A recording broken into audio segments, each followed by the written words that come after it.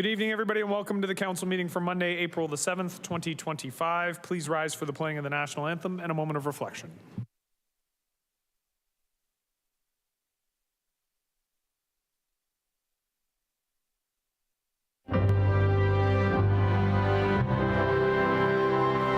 Oh, Canada.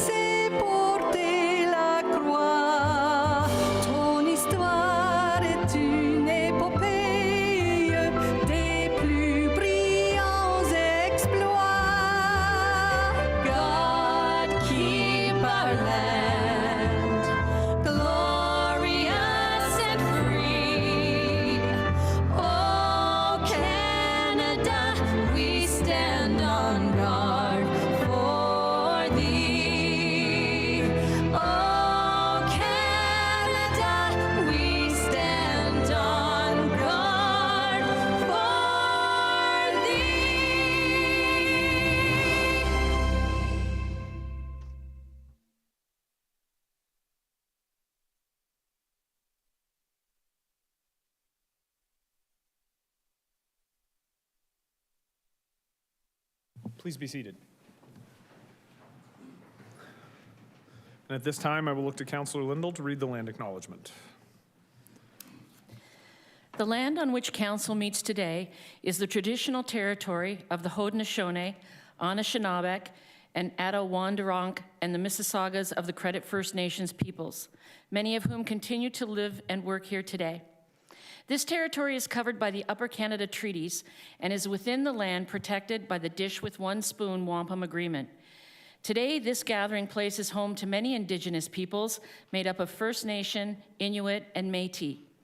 The Dish with One Spoon Wampum Agreement should remind us of our responsibility to ensure the dish, the territories on which we live and work, is never emptied, and that we take care of the land and its inhabitants in a way that ensures its future sustainability. Thank you, Councillor. We will begin this evening with the Mayor's report, and we will start with a special presentation.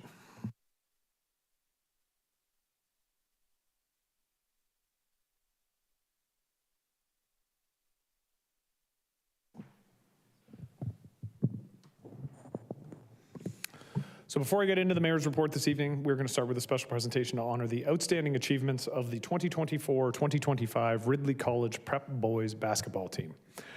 These young athletes were not only talented, but also hardworking and coachable. Each player showed a strong desire to improve, both individually and as a team, and they embraced the fundamentals of basketball and pushed themselves to get better every day. As the season progressed, the players quickly learned that every possession counts and that attention to detail is crucial for success. They faced tough competition in Ontario Scholastic Basketball Association and National Preparatory Association games against nationally ranked teams. Their performance during high-pressure matchups was a true testament to the team's commitment to playing technically sound basketball. And throughout the season, the coaching staff were proud to see the players block out distractions and focus on what mattered most, performing as a team.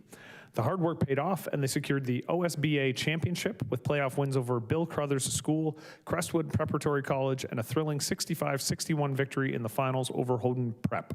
Their achievements this season include a 2024-25 OSBA championship, first place in the OSBA regular season West Division with a 10-3 record, number 3 national prep basketball final ranking in the Kia Top 25, and an overall record of 29-14 with a 674 win percentage.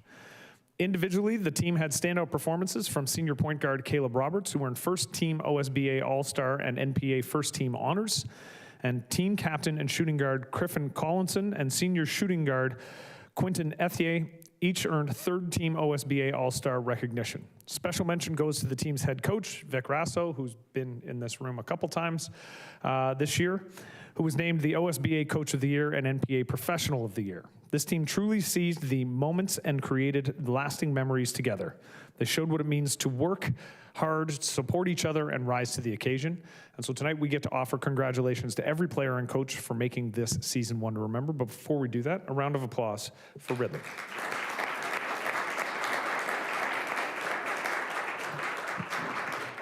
You guys can definitely applaud yourselves, that's cool, but we wanted to give it to you, so.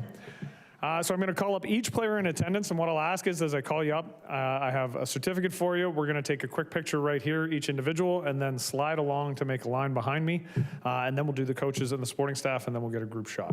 Good? All right, so we'll start off with St. Catharines' own, number 0, Carter Etier.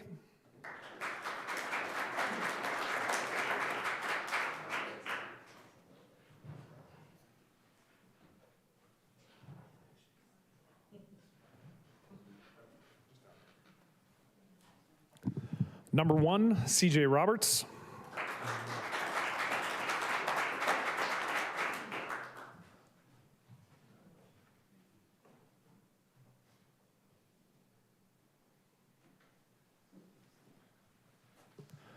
Number 3, Jackson Baker.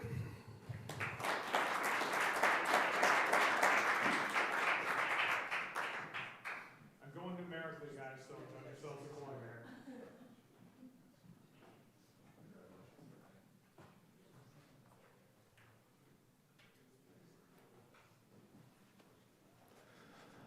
Number 4, Julien Ligonde Leclerc.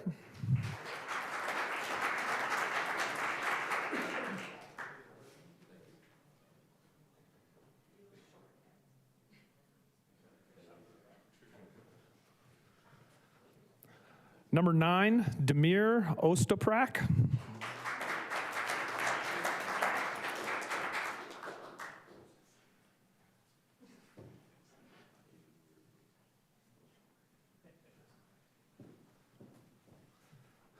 Number 11, Griffin Collinson.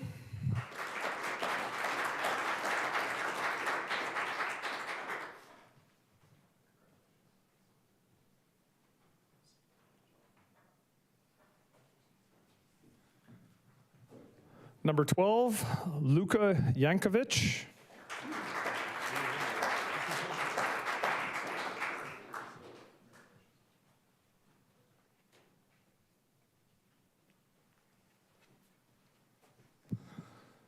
Number 13, Daniel Mizner.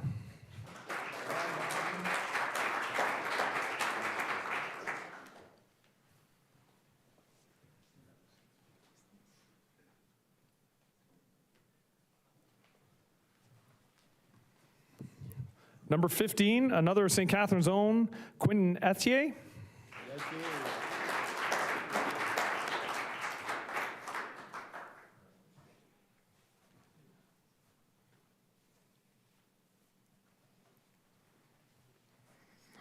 Number 21, Griffin McDonald.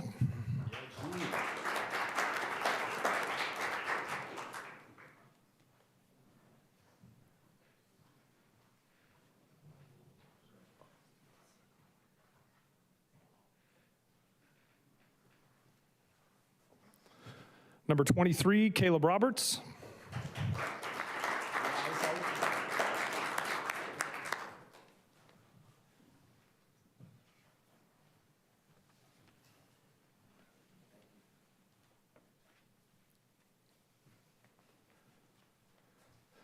Number 24, Callum Smith.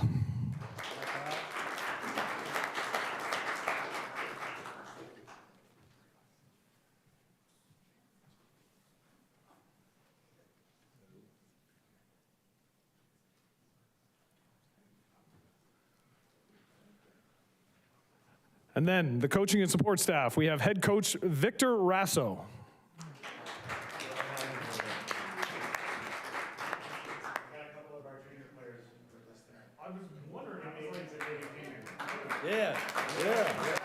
Yeah, quick, yeah, moving.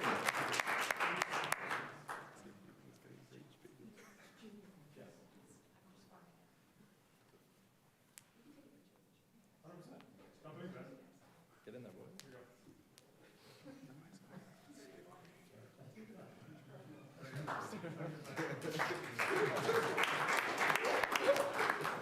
Assistant coach Joel Friesen.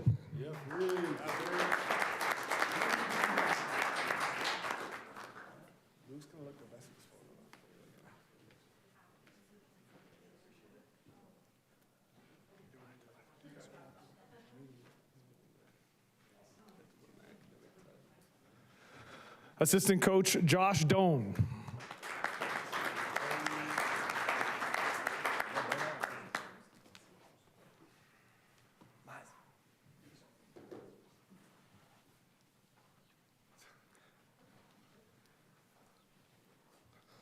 Athletic therapists Luke Doherty.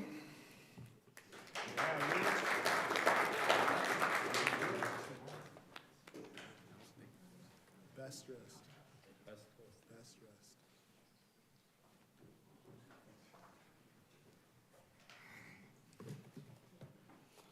And therapist Marc-Henri Saint-François.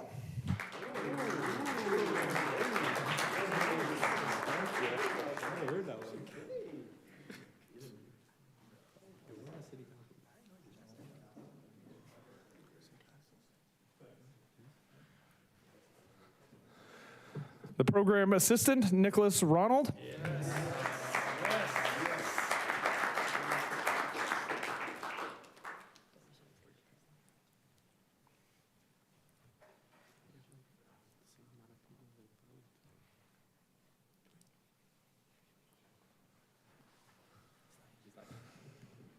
And strength and conditioning coach, Brandon Durazio. Not here, okay. And then I am going to give a shout out just because Jay Treadway is sitting all by himself in the back there.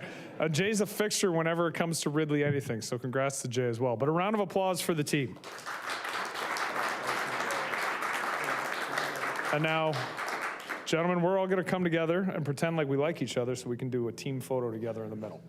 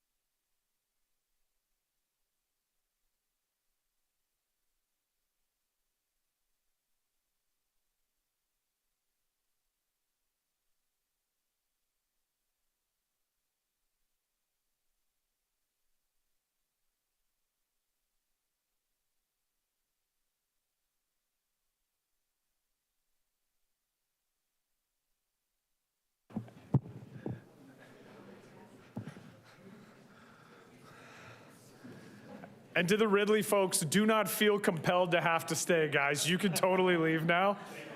Thanks, Coach. Guys, congratulations. Thank you for making the town proud. We appreciate it. Seriously, thank you.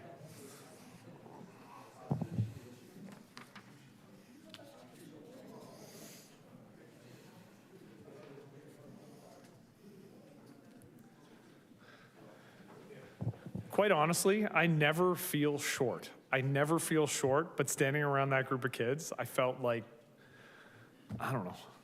Yeah, that's a new one for me. Yeah, like, I guess that's, yeah. It's like being a little kid again. All right. Other news and updates. I know Councillor Harris looks forward to this part of the meeting more than any other. Last week, we proudly raised the flag for World Autism Day at City Hall. Autism Ontario Celebrate the Spectrum theme reminds us of the strength in our differences and the beauty in every individual's unique story. I want to thank Autism Ontario for their advocacy and for coming out to raise the flag. On Saturday, I attended the Niagara College Gala, a night of celebration in support of the Together campaign. Funds raised from the event will help Niagara College create transformational change for future generations of leaders across Canada and beyond. I want to congratulate all of Niagara College on an absolutely fantastic event. Last week, I had the chance to visit Canal, a local company doing some incredibly important work in the marine sector right here in St. Catharines as part of my Mayor Links visit. They specialize in advanced electrical systems for ships, everything from power and propulsion upgrades to navigation systems, shore power connections, and full vessel retrofits. Their team works with vessel owners, shipbuilders, and naval architects to design and deliver smart, efficient, and sustainable solutions that help keep marine operations safe, reliable, and future ready. It's always impressive to see this level of innovation. It's happening right in our own backyard, and even more impressive to know it's being used on vessels across the country and beyond. So I want to thank the team at Canal for the tour and the great conversation. I have been instructed that I now need to show you the newest issue of LCBO's Food and Drink magazine so that I can tell you that the Niagara wine and culinary scene is featured prominently. One sec. A star is born. Fat Rabbit, with their recent Michelin star distinction, was featured as a place to taste what the critics are buzzing about. Additionally, both Henry of Pelham and 13th Street Winery were highlighted as places to stop as visitors wind their way through the Niagara Benchlands. The First Ontario Performing Arts Centre was also noted as a place for art and concert goers alike to plan to visit. Add this to the Niagara Grape and Wine Festival and Discovery Pass program in the fall, and the Graze the Bench get wrapped up, and For the Love of Wine seasonal celebrations taking place in the Niagara Benchlands. And it is clear that St. Catharines and the Benchlands are the place to be for all of your wine, culinary, and entertainment desires. Now more than ever is the time to support local, and it just so happens that these great businesses are right here in our own backyard. We will further this support by adding a council member to the Joint Destination Marketing Organization Board of Directors later this evening. Did I do it right, Mr. York? Yes. Wonderful. Actually, I'm going to bring that home for my wife. Congratulations to Holy Cross. I got the opportunity last week to attend the opening of the new technology innovation space at Holy Cross Secondary School. As a former teacher, I believe deeply in the power of education, and I know that strong communities are built when we support all pathways to success, academic, experiential, and hands-on. The space is a powerful example of that commitment, and it introduces students to vital skilled trades like HVAC, electrical, and plumbing, connects them directly with industry leaders. In a region like Niagara, where construction, manufacturing, and the skilled trades are driving our economy, creating opportunities like this is not just good education policy, it's smart economic planning. So I want to thank the Niagara Catholic District School Board for recognizing that excellence in education comes in many forms, and for investing in the future of our students and our community. On Saturday, I was thrilled to attend the grand opening and ribbon cutting at Second Glow, a new local thrift store located at 110 Lake Street. Second Glow is filling a unique gap in the market by offering upscale, formal, and dressier clothing for women and children, a rarity in the thrift world, and with plans to expand into men's wear, they're just getting started. I'm going to congratulate Kristen and her team on the grand opening and thank them for investing in St. Catharines. A couple of upcoming events. As folks in Port Dalhousie well know, the Ward 6 Port Dalhousie by-election to fill the vacant seat on council is coming up on April 14th. That's 1 week from today. Advanced voting continues on Saturday, April 12th from 10 a.m. to 5 p.m. at St. John's Anglican Church. And election day is on April 14th from 10 a.m. to 8 p.m., where voters can take part in casting their ballot at either the Grantham Optimist Club or the Port Dalhousie Lions Club. And on April 30th, we will be hosting our third Town Hall meeting as part of the ongoing Town Hall STC series, this time in the St. George's Ward. The event will be hosted by myself and Ward Councillors Stevens and Townsend, and will take place at the St. Catharines Kiwanis Aquatic Center in the Irene and Lawrence Lock Room from 5:30 to 7:30 p.m. The town halls are an opportunity for residents to engage with their elected officials, discuss community concerns, and share their ideas. Registration is now open and will close on April 27th at 4:30. Those wishing to attend or speak at the event can register at stcatharines.ca/townhall-stc. Pre-registration is not necessary, but it is recommended for anyone wishing to address the panel during the event. Again, you can check out stcatharines.ca/townhall-stc. And I will now turn things over to members of council if they have anything to add. However, I will remind them that we were just here 7 days ago. I have Councillor Williamson. Can you hear me okay? Yes, we can, Councillor. Thank you. Thanks a lot, Mr. Mayor. The Governor Simcoe Robotics team, Team Symbiotics, made it to the finals in the provincial championships in Mississauga and finished third. To congratulations to all the participants, the organizers, and the teachers that made it happen as well. And I know that the A team, Krishna and Harris, will be happy to hear that the Sir Winston Churchill High School's performance of The Wizard of Oz is apparently very good. And it is also playing again Thursday, Friday, and Saturday next weekend. So that's something that community members may want to attend. Thank you. Thank you, Councillor.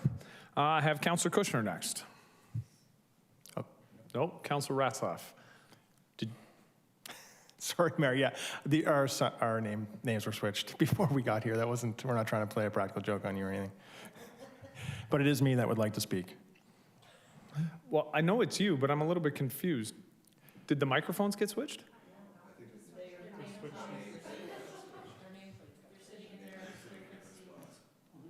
Oh, so you just moved seats, because you don't normally sit there, right? Okay, thank you. I was sitting here thinking, am I crazy? Has Councillor Kushner sat next to Councillor Phillips this entire term? No. Okay, so just know that it shows up on my screen as Joe Kushner when you press the button. Okay, Councillor Ratzlaff, go for it. Thank you, Mayor. Through you, Councillor McPherson and myself were invited out to visit some damage that was caused by the storm this last week in Martindale in the Fairhaven community. And we don't know the cause yet of the backups in the basement, but we've asked staff to investigate, and we want to make sure that if it's on our end, we fix it ASAP before it rains again. But I think it's a good reminder of the damage that these types of storms can do and the costs associated, both borne by residents and city. So I want to applaud staff for looking into that and doing the work, and also just a reminder that, you know, our asset management and our infrastructure is important. Fixing that early can hopefully avoid expensive flooding for our residents. So thanks. Thank you, Councillor. Just also, one of the residents shared a presentation just that she put together, and we'll make sure we circulate it with with the council so they can see it. Excellent, and I appreciate that. I had the conversation with Councillor McPherson, and I noted when we were talking today that I was the ward councillor there for 12 years, and I had never heard of a problem of this level happening in that neighborhood ever before. I think this is a novel problem, so I'm not quite sure what's happened there, but that presentation that you've got would be appreciated if you could circulate that. And I do want to give credit to the councillors for being out there so quickly to visit with residents, but also to staff for looking into it and trying to identify what exactly the cause of the problem is. With that, Councillor Stevens. Thank you, Mr. Mayor. I wasn't going to actually say anything, but I have to give everybody a reminder. Good Friday, 17th, is the Grantham Lions annual fish fry, so don't miss it. Correct me if I'm wrong, but isn't the Good Friday the 18th? The 17th. It's my birthday.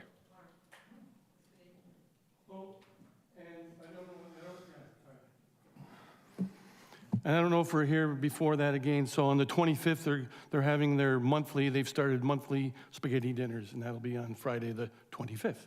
Thank you. Are we going to have like a Port Dalhousie Lions versus Grantham Lions rumble for the spaghetti dinner title?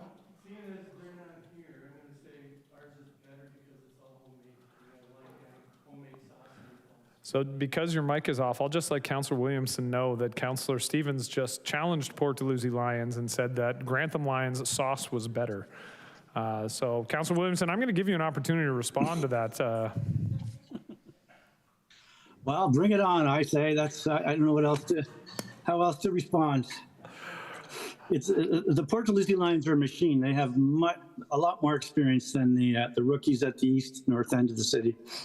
Oh, I appreciate this, and I'm not going to turn on Councillor Stevens' mic to respond. I'm going to give you the last word, Councillor Williamson. Thank you. I do appreciate a good rivalry and potentially a fist fight. All right, we'll move on to item number 2, which is the adoption of the agendas, and I will turn things over to the clerk. The following items of additional correspondence have been placed in Council Sugarsing folder. Confidential memorandum for Manager Recreation Culture Programs, Some Kinda R&B Festival. Can I have a motion to adopt the agenda as amended? Councillor Lindell, Councillor Dodge, all those in favor? Opposed? That's carried. Can I get a motion to adopt the minutes from March 31st? Councillor Phillips, Councillor Kushner, all those in favor? Opposed? And that's carried. Are there any declarations of pecuniary interest this evening?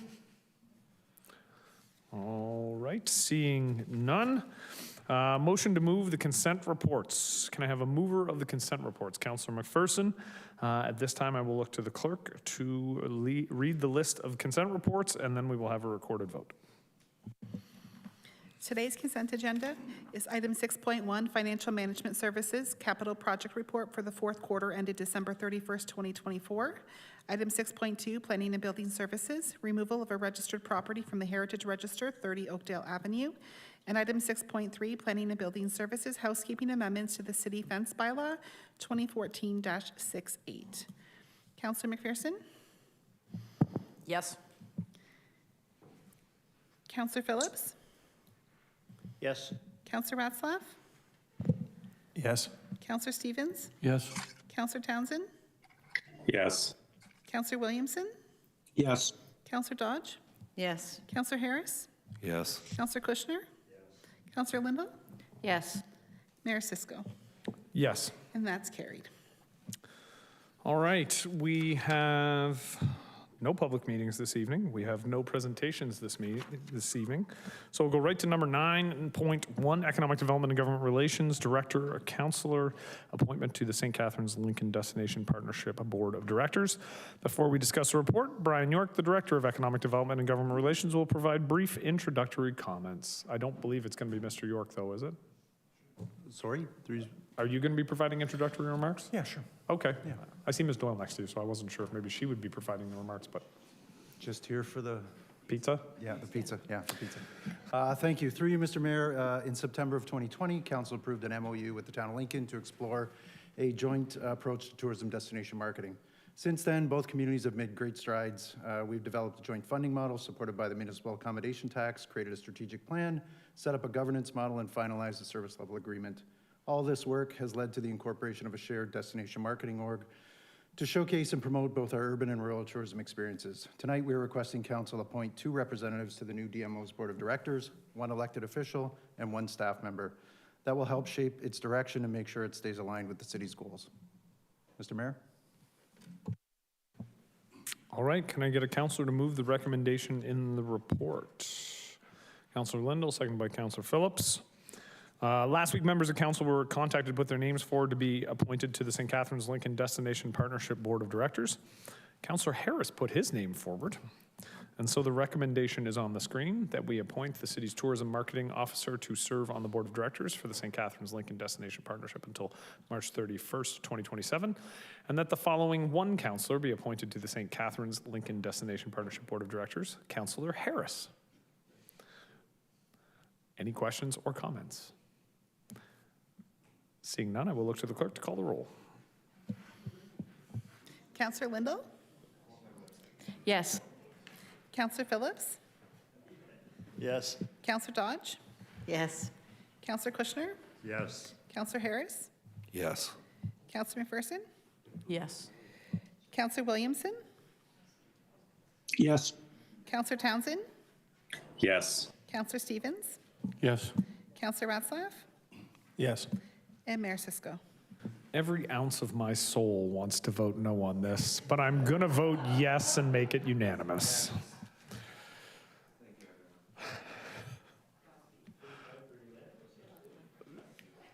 Every ounce of my soul. Item 9.2, Financial Management Services, the 2024 to 2034 Water and Wastewater Financial Scenarios Update.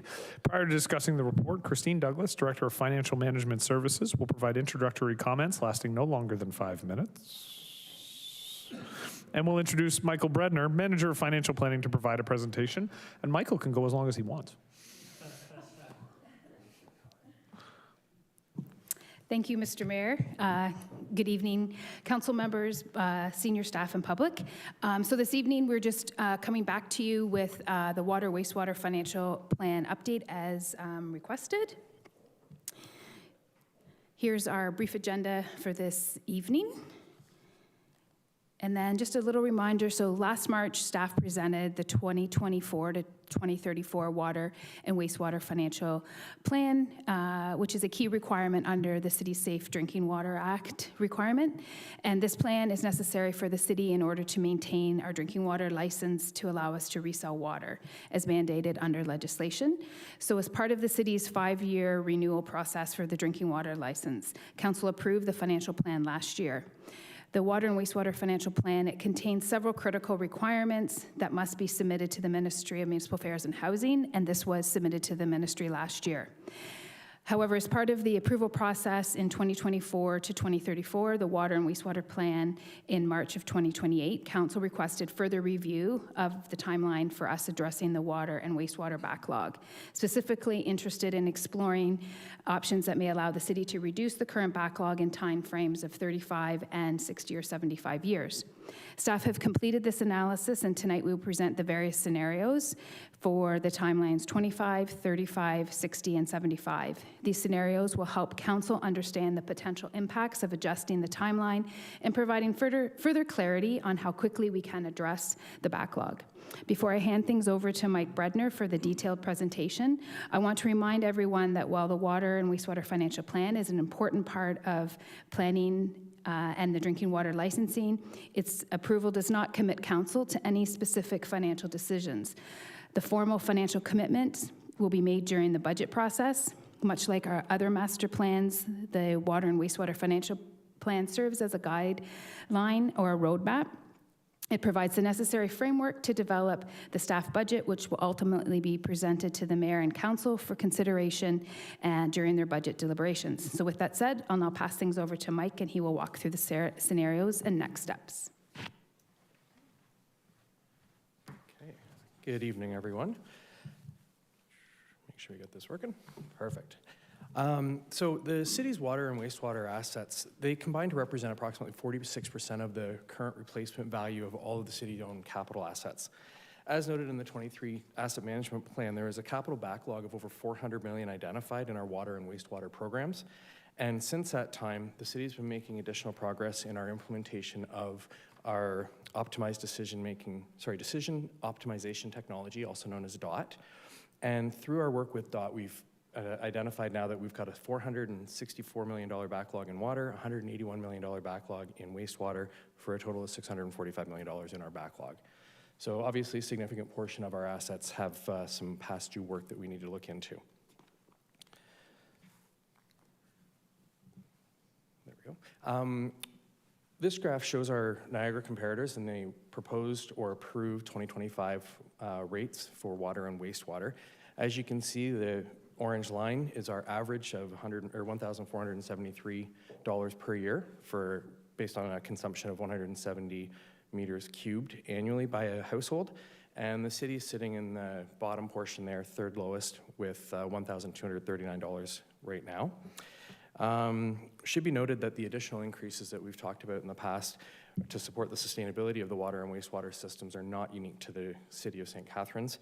On average, our comparatives in the past year for 2025 have an increase of 7.6% compared to our 9.7% that was put through for 2025. So with regards to the budget, obviously there are a lot of challenges. One of the most significant ones for the city is that the region's also got a water wastewater financial plan. With that, the region has the same sort of financial forecast for their Safe Drinking Water Act requirements that the city does.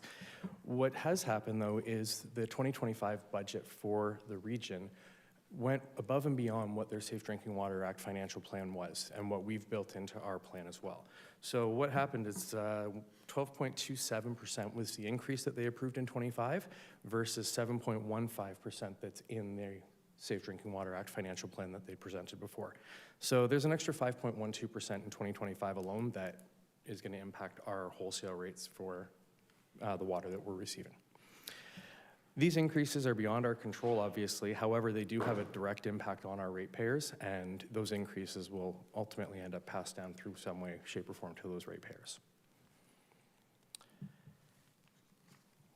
There we go.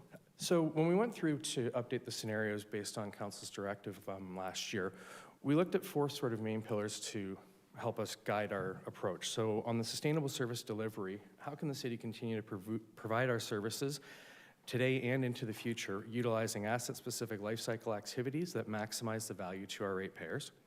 Affordability, balancing the needs of our network with the impact that it's going to have on both current and future ratepayers. The alignment with our asset planning data, including updating our asset data, our life cycle activities, and ensuring that we make evidence-based recommendations on asset investments and the proposed timings of those investments forward to council for future considerations. And finally, ensuring that the city maintains compliance with all of our applicable laws and regulations that govern what we're doing in the water wastewater realm. So from March 18th last year with the 2024 water wastewater financial plan, the update that council, or the approved strategy from council was a 9.7% increase for 2025, and then adopted in principle was a 9.8% increase in 2026. Thereafter, it was essentially a static rate of, or flat rate, sorry, of 8.8% for the 2027 to 2034 years. So one thing to note is, let me back up. What the approach was is in the first 10 years, so between 2024 and 2034, would be increasing our annual contributions to a point where we reached our 35-year average investment into our renewal of our existing assets. So what will happen is in the first few years until we reach that amount, that backlog is going to continue to increase. And then once we get to that 35-year annual investment target, what we'll see on average is we'll start to reduce the backlog. So ultimately the goal is by the end of year 35, the existing backlog has been removed. Okay? So to then take it on to the next piece is the new scenarios and what those look like for us. It's a bit of a busy slide. So what we saw is the 8.8% for 2027 to 34 from last year's plan. And we've kind of stuck in the 35-year plan right now just to be comparative with what council has previously given direction on. But what you can see is that there is some variation in the overall rates between the combined scenarios and the 2024 water wastewater financial plan. However, they're fairly similar, showing the data that we had before, the refined data that we've got coming out of DOT. It's still giving us the same picture, slight refinement again, but still showing that we've got a lot of need out there for the water wastewater assets to get us going. Again, just looking specifically at the 35-year scenario, 8.8% down to 8.1% based on the two pieces. Now, one thing to note, these projections are going to continue to be refined as our data is improved. So we're continuing to do inspection on our assets. We're doing a full CCTV program to get pipe condition, building condition assessments, and so on and so forth. So as we continue to do that, the data is going to get better. It's going to refine these estimates and refine the projections that we have. And the other piece that's important is we have not touched in the scenarios that you're seeing this evening the 2025 or 2026 approved in principle amounts. We've looked at what the increases would be from 2027 through to 2034. Okay? Almost there. So for an average ratepayer, what you'll see here is, again, based on the 35-year plan, the average ratepayer in 2026 has experienced 9.8% increase, which translates into a $121 increase per household based again on 170 cubic meters of consumption. If we look at the refined 2027 35-year scenario increase of 8.1% that we just showed, the increase in 2027 would be $110.50 for the average household. Just for comparison, it's not on the slide, but the rate in the 2024 water wastewater financial plan, instead of $14.71 for the combined 27 increase, it was $1,478.62. So just $7 reduction based on dropping our rate to 8.1%. So where does that leave us? What's next? We've got the 2025 asset management plan will be presented to council in June. The scenarios that we're seeing tonight will be reflected in the forecasts that are in that AMP. There's, as I mentioned, further refinement to our condition, modeling, life cycle interventions. All of those are going to be changing our forecasts as we get better information there. While not anticipated, there is some potential for some asset investment implications coming out of our core service review. And lastly, we'll be continuing to keep up with any new provincial legislation that may impact us. And thank you very much. Thank you, Mr. Bredner. So we have a recommendation to receive the report. Can I get a mover and a seconder? Councillor Harris, Councillor Kushner? We'll go with the A team. Actually, we'll go Councillor Kushner and Councillor Harris. A team. I did have a question for staff, and I think I know the answer, but I'm wondering if you could maybe illuminate. So looking at the report, you identify the DOT backlog, the DOT identified backlog at 645 million as opposed to the asset management plan number of 423. So that's a pretty significant increase. But then you're showing a increase 27 to 34 from what was previously expected. So I'm wondering if you can sort of explain why the backlog went up by 50%, but the increase went down by about 10%. Mr. Martuccio?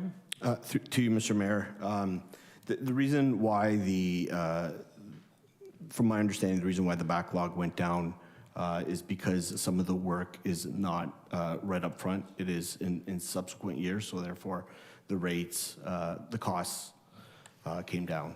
So for clarity, though, the backlog didn't go down. The backlog went up, but the increase went down because... Correct.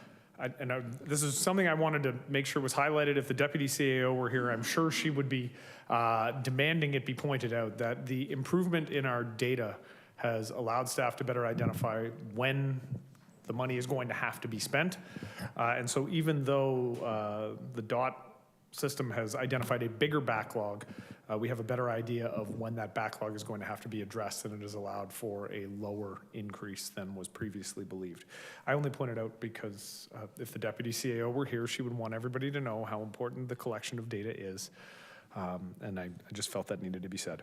Are there any questions or comments for staff? Councillor Kushner. Thank you, Mr. Mayor. If I'm a taxpayer and I'm looking at this, the question I would have is why are the cost increases so high? I'm pretty sure I could answer that, or at least give it an initial. The cost increases are high because we've had a lot of infrastructure over the last, I think the number I picked previously was 75 years that's been installed.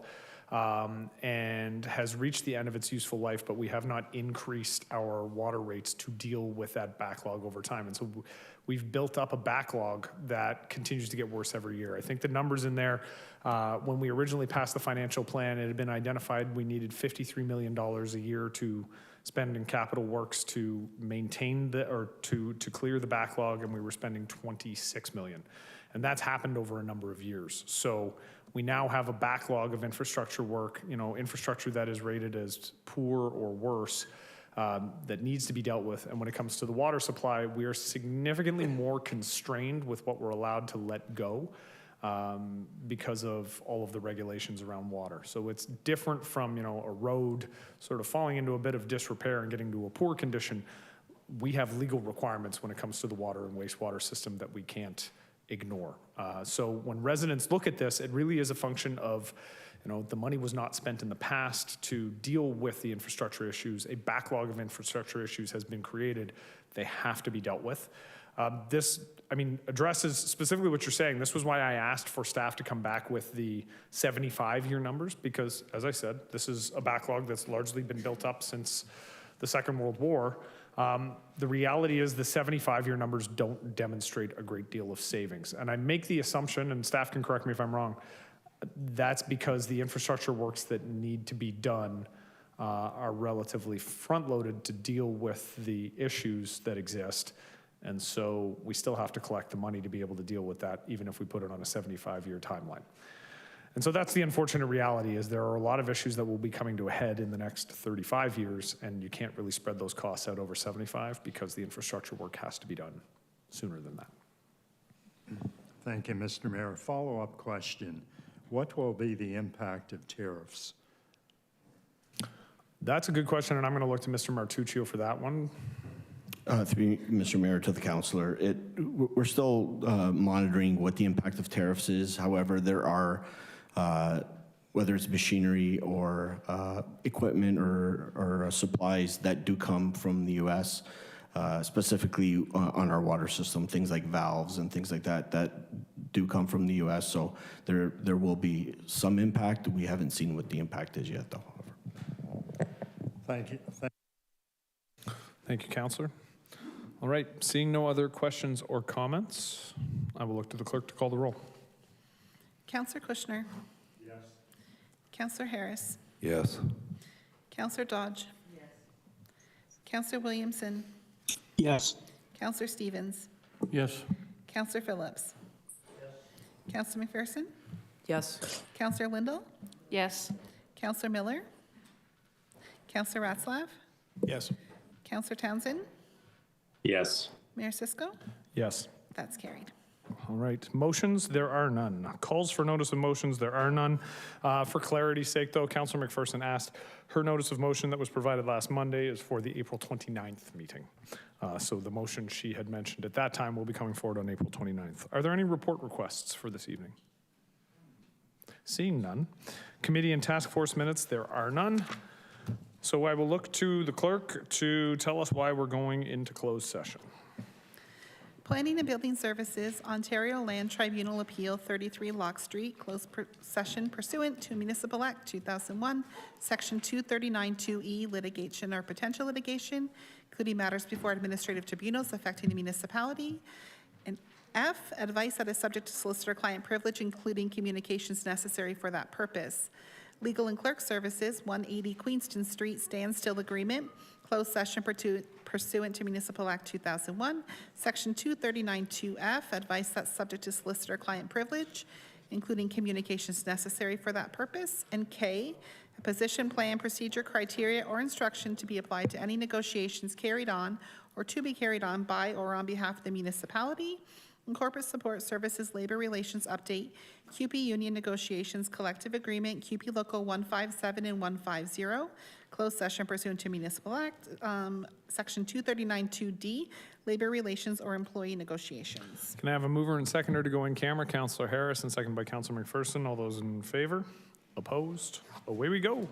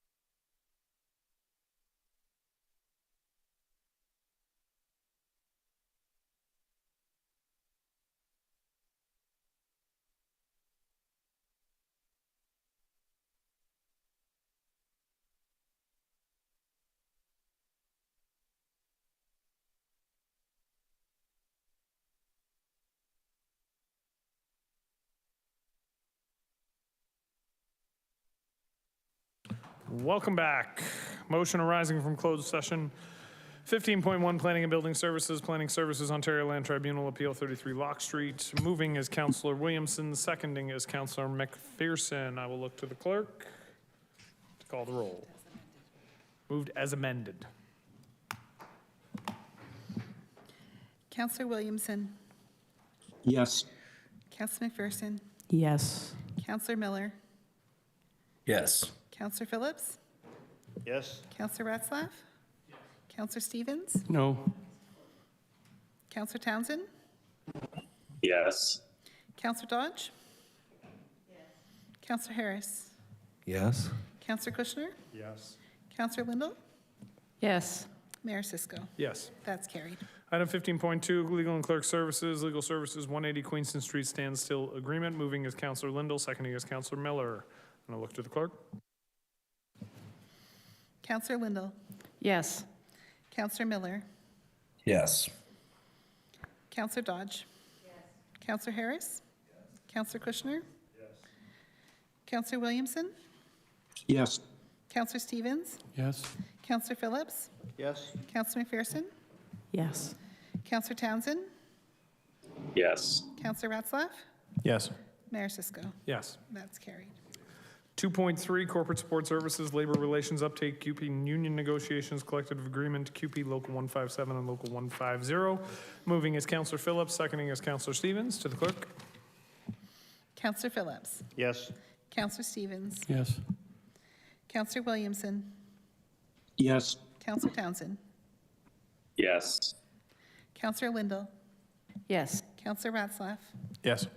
Councillor Harris. Councillor Miller. Yes. Councillor McPherson. Yes. Councillor Kushner. Yes. Councillor Dodge. Yes. Mayor Cisco. Yes. That's carried. 16, bylaws. That the bylaws listed on the council agenda as A to C be read a first time, considered and passed, and be signed and executed by the mayor and clerk. Can I have a mover and a seconder? Councillor Harris, Councillor Kushner. All those in favor? Opposed? That's carried.